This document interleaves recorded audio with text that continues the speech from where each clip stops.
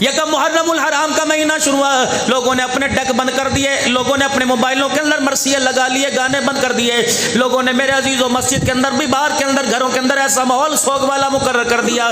میرے عزیزوں 9-10 محرم الحرام آئے گا، اللہ کی قسم دیندار اہل ایمان بھی ان 10 دنوں کے اندر شادی کوئی نہیں کرتے۔ ناجینا محرم ہے جی، ناجینا محرم ہے جی۔ مہندی حضرت قاسم کی منائیں گے جو کربلا میں بھی شادی کی سنت کو زندہ کر کے چلا گیا، نکاح کی سنت کو زندہ کر کے چلا گیا، حسین بتلا کے چلا گیا۔ اوے لوگو دیکھو میں نیزے کی اینی پہ چڑھنے سے پہلے نکاح والی سنت کو زندہ کر کے جا رہا ہوں۔ اوے لوگو تم سہولتوں کے ہوتے ہوئے زنا کو عام نہ کرنا بلکہ محمد کی سنت کو زندہ کر دینا۔ کوئی شادی حرام نہیں، یہ تو حرمت والا مہینہ پہلے سے تھا۔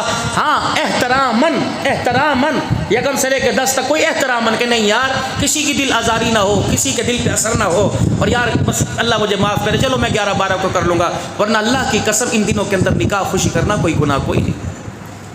سوگ کی نکاح کر رہے ہیں جن کے درجے اللہ نے بلند کر دیے، جن کے درجے اللہ نے آسمانوں سے زیادہ بلند کر دیے، اللہ اکبر، جن کی عزتوں کو اللہ نے قیامت کی صبح تک بلند کر دیا۔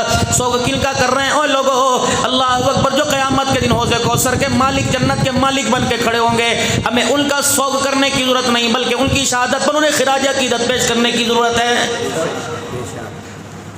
اگر برا کام ہوتا کوئی حسین بننے کا ارادہ نہ کرتا، اگر میرے عزیزوں کوئی برا کام ہوتا اپنے بچے کا نام حسین نہ رکھتا، اپنے مدرسے کا نام جامعہ حسینیہ نہ رکھتا، اپنی مسجد کا نام جامعہ مسجد حسنین نہ رکھتا، حسین کربلا کے میدان میں تلواروں کے سائے میں اچھا کام کر کے گیا، تبھی بھی 1400 سال کے بعد امت اسے اچھے لفظوں میں یاد کر رہی ہے۔ میں تو عرض کروں گا میری مائیں میری بیٹیاں بیٹھی ہیں، اللہ پاک نے جن کو اولاد دینی ہے، جو اولاد کی امید سے 7ویں 8ویں 9ویں مہینے کے اندر ہیں، یہ ایسے افراد بیٹھے ہیں جن کے گھر کے اندر خوشی ہونے والی ہے۔ یکم محرم الحرام اللہ اکبر، نیت کر لو اللہ مجھے بیٹا دے گا میں اس کا نام عمر رکھوں گا، اللہ مجھے بیٹا دے گا میں اس کا نام حسن رکھوں گا، اللہ مجھے بیٹا دے گا میں اس کا نام حسین رکھوں گا، بیٹی ملے گی میں اس کا نام سکینہ رکھوں گا، بیٹی عطا فرما دے میں اس کا نام فاطمہ رکھوں گا، خدا مجھے بیٹی دے دے میں عائشہ زینب رکھوں گا، خدیجہ الکبریٰ رکھوں گا، بیٹا دے دے میں اس کا نام معاویہ رکھوں گا، بیٹا اللہ مجھے دے دے میں ابو بکر عمر عثمان رکھوں گا، علی رکھوں گا۔ رب کعبہ کی قسم مجھے نہیں پتا ان کے معنی کیا ہے، ان کا مطلب کیا ہے، ان کے ناموں کا مفہوم کیا ہے، لیکن ذمہ داری سے کہتا ہوں ان میں کچھ ہستیاں ایسی ہیں جن ہستیوں کے اوپر خدا کی قسم 1400 سال پہلے اللہ کا سلام آیا ہے۔ ان میں بابرکت لوگ ایسے ہیں جن کے دروازے کا پردہ اٹھا کے جبرائیل علیہ السلام کھڑے ہوا کرتے تھے، ان میں کچھ لوگ ایسے ہیں میرے عزیزوں جن پر میں جن کے نمازوں کے سجدے لینے کے لیے جبرائیل علیہ السلام آیا کرتے تھے، ان میں میرے عزیزوں ایسے عظیم لوگ ہیں جن کے جنازوں میں آسمان سے فرشتے ان کو خراج عقیدت پیش کرنے کے لیے آیا کرتے تھے۔ اللہ اکبر، یہ بابرکت نام ہے، ان ناموں کو کئی مرتبہ خدا نے لیا، ان ناموں کو کئی مرتبہ جبرائیل علیہ السلام نے لیا، ان ناموں کو کئی مرتبہ محمد الرسول اللہ نے اپنی نبوت والی زبان سے لیا ہے۔ برکت والے نام ہیں، اپنے بچوں کے نام صحابہ یاد پہ رکھو۔ کون؟ عمر رضی اللہ تعالیٰ عنہ۔ اللہ اکبر، شیطان کی ایک دن ملاقات ہو گئی، شیطان مل گیا۔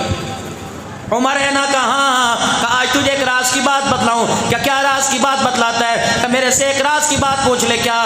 کہ عمر جب تک تو نے کلمہ نہیں پڑھا تھا بازاروں میں آزادی سے جایا کرتا تھا، گلی میں آزادی سے جایا کرتا تھا، لوگوں کے گھروں میں گھس جایا کرتا تھا، اور عمر تو نے نہیں کلمہ نہیں پڑھا، میں زمین میں جہاں چاہتا چلا جاتا، جس دن اس سے عمر تو نے کلمہ پڑھا پہلے میں گلیوں کے اندر جھانک کے دیکھتا ہوں، اگر عمر تیرے پہ نظر پڑ جائے تو میں وہ رستہ چھوڑ کے بھاگ جاتا ہوں۔ کون؟ عمر رضی اللہ تعالیٰ عنہ مسجد نبوی کے کونے میں بیٹھ کے رو رہے ہیں۔ کسی نے کہہ دیا عمر بتا کیا بات ہے؟ جناب عمر رضی اللہ تعالیٰ عنہ کی اکھیاں برسنے لگی۔ کیا کہہ رہے؟ روٹی نہیں ملی؟ نہیں۔ کھانا نہیں ملا؟ نہیں۔ کتنا عرصہ ہو گیا میں نے نیا جوڑا نہیں بنایا؟ نہیں۔ عمر بتا پھر کیا بات ہے؟ کہنے لگے آج مجھے پتہ لگا میری سلطنت میں، میرے دور حکومت میں ایک بکری کا پاؤں ایک سوراخ میں، ایک گڑھے میں بکری کا پاؤں آ گیا، اس کے پاؤں کی ہڈی ٹوٹ گئی۔ عمر وہ کیسے؟ فرمایا ایک روڈ جو تھا وہ قابل مرمت تھا، عمر اس کی مرمت نہ کرا سکا، وہ روڈ اس کے اندر شگاف پڑ گئے تھے، ایک بکری جا رہی تھی، اس کا پاؤں شگاف اس سوراخ میں چلا گیا، اس بکری کا پاؤں ٹوٹ گیا۔ ڈر رہا ہوں اللہ مجھے معاف کر دے، اگر مجھے معافی نہ ملی خدا کی قسم قیامت کے دن عمر کو ساری نیکیاں دینے کے بعد بھی چھٹکارا نہیں ملے گا۔ نعرہ تکبیر، شان رسالت، شان صحابہ، شان اہل بیت، گلی گلی نگر نگر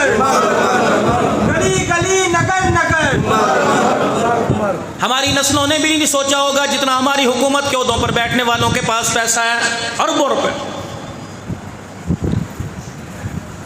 بیٹا کہیں باپ کہیں، بیٹے کے پاس کیا ہے ہمارے پاس کبھی آپ نے سوچا؟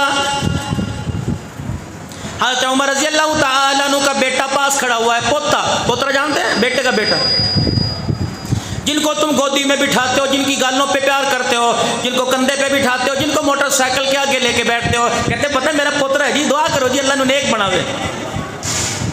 حضرت عمر رضی اللہ تعالیٰ عنہ کا پوتا پاس کھڑا ہے، آپ کی یوں کر کے مٹھی بند ہے، جناب عمر رضی اللہ تعالیٰ عنہ نے اپنے پوتے سے پوچھ لیا بتا تیرے ہاتھ میں کیا ہے؟ وہ کہنے لگا ابا جی کچھ نہیں کہ نہیں بیٹے دکھا۔